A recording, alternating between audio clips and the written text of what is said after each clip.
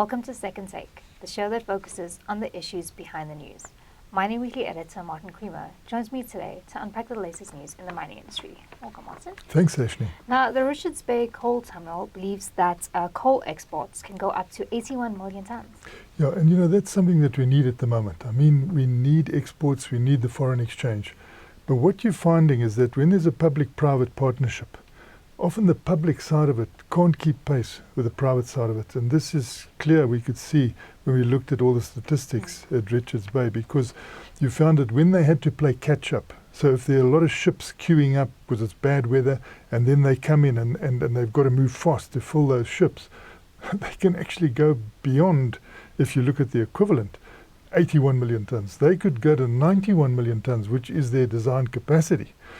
So what is happening is that South Africa is losing out because the railway can't supply at that sort of pace. So we're talking about the 50 million tons from the railway and getting just over the 50 out, whereas we could be taking so much more coal out, and it's just such a pity. How do you catch up now? So they put a whole lot of mechanisms in place, to make sure that the rail efficiency lifts, but it's going to take time. And you also find that some of the signalling problems they've had in the Ermelo area, held up capacity and still doing so, because it'll take like 15 months to fix all that. What a pity, because we could really be moving in and earning much more. Now, can you tell us about platinum's anti-cancer role? Yes, we don't think of platinum and cancer, but it is playing a bigger and bigger role.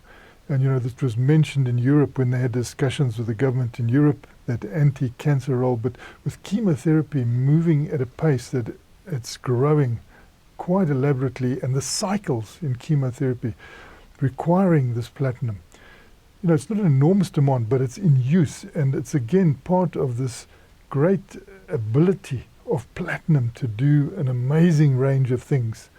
So fighting cancer is another, and it's becoming more and more prominent. And you can see that there have been some acquisitions. Companies like Heraeus have bought Umicore and others because of this pharmaceutical side of it, because it's cancer plus a big pharmaceutical array. And I'm sure that is likely to be more pronounced as we go forward. And lastly, can you tell us about Implats' deal with Discovery Green for its Springs operation? Yes, so here you've got Impala Platinum. They've got a refinery out in Springs. They need a lot of electricity.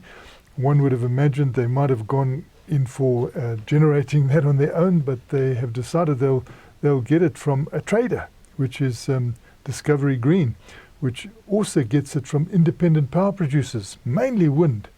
And so this will come in over a 5-year period from the end of 2026. It'll look after about 30% of what is needed, but build up. And Impala Platinum is also doing something in Zimbabwe. They've already got, I think, 35 megawatts there, and they're going to go for another 150 megawatts.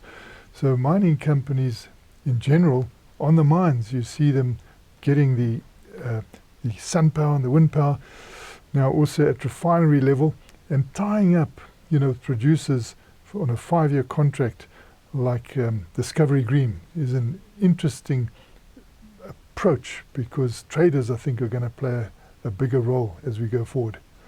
Thanks for speaking with us, Martin. It's a great pleasure, Sashni. That's it for today. Join us again next week for more news analysis on the local and global mining industries. And don't forget to listen to the audio version of our Mining Weekly daily email newsletter.